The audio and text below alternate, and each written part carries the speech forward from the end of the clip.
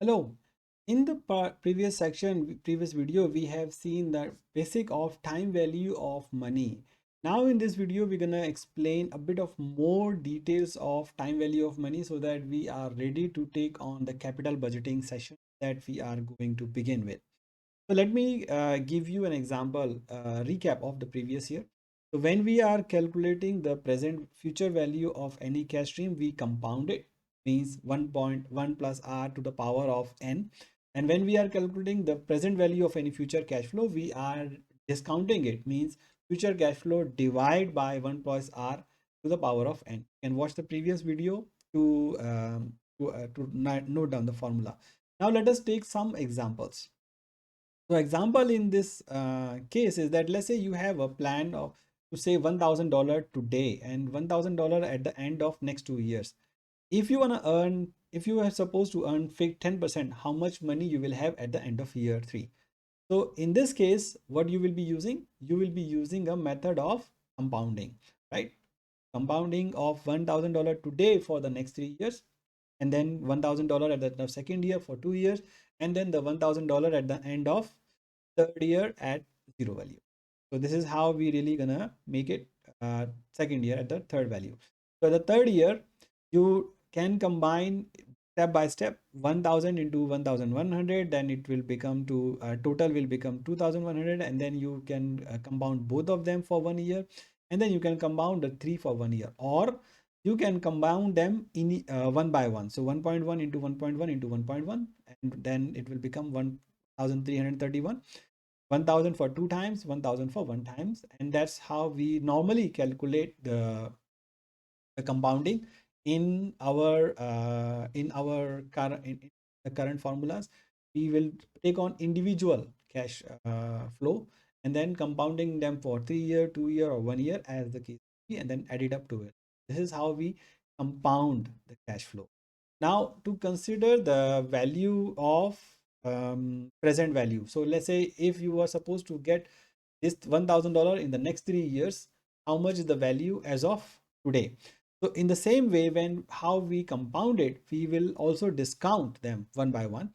So at the end of first year, we'll discount them for 1 year. At the end of second year, we'll discount them for second year. At the end of n year, we discount them for n year, and then we get the present value as of today, right? That's how we calculate the value.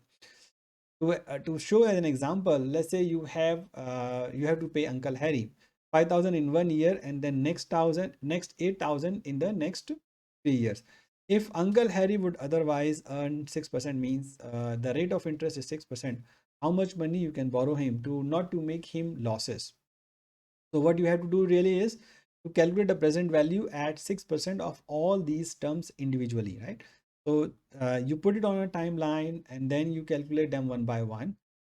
You can check the calculations of your formula. The key here is to practice it. So now you are able to calculate 20 once you calculate, so means you can borrow maximum of $24,890. If you borrow more, then means Uncle Harry will be losing. If you borrow less, then means you are paying a higher interest. That's how it is. So to verify your answer, you can combine them up again together. Then that's not be a problem. Now there are two terms that we need to understand. One is called perpetuity and one is called annuity. So these are the two important terms that we're going to be using them here as well. So the perpetuity means you are going to have an equal cash flow for an n number of periods. So it's you don't have a ending date of the cash flow. So you don't have to say, okay, it is 5 years, 6 years, right? And it's an equal amount. So, or if let's say it grows, then it's going to be another complication. We're going to look at that. So in this case, how you calculate the present value?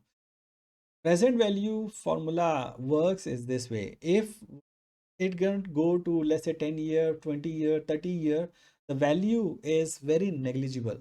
The reason being is you are discounting at a very high rate, at even at 10%. The value after 5 years, the value after maybe 50 years, 60 year will become very negligible.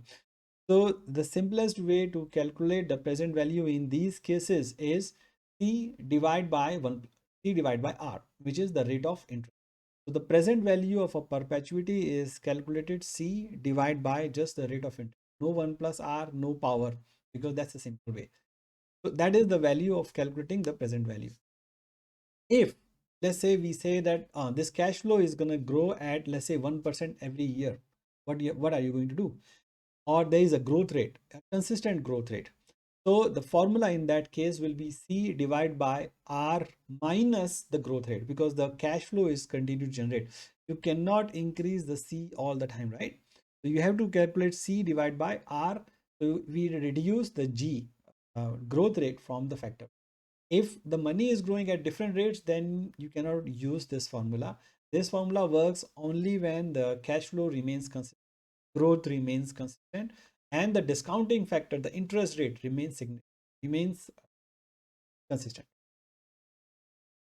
Then there is another concept of calling annuity. So what if you get a fixed amount today, or at the end of the year, and then you have to pay a equal amount, which is normally like a installment, that you take a loan today and you have to pay in equal installments in the future.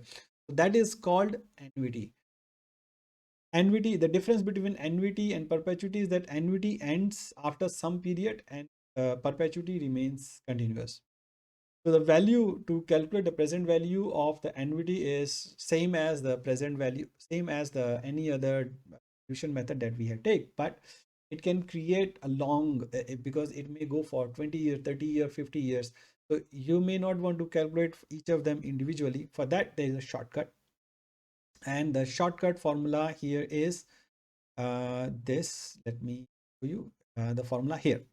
So the shortcut formula for that is present value, the cash flow, which is fixed, multiply by 1 divided by the R, which is the rate of interest, and 1 minus 1 divided by the R to the power of n. So that is really the formula for calculating the annuity. So if you use this method, then you can calculate the annuity very fast. So it's not going to be a difficult thing for you. So this is the formula in general. You can use this and you can note this. This formula we're going to be using in the future as well. Here's an example to explain.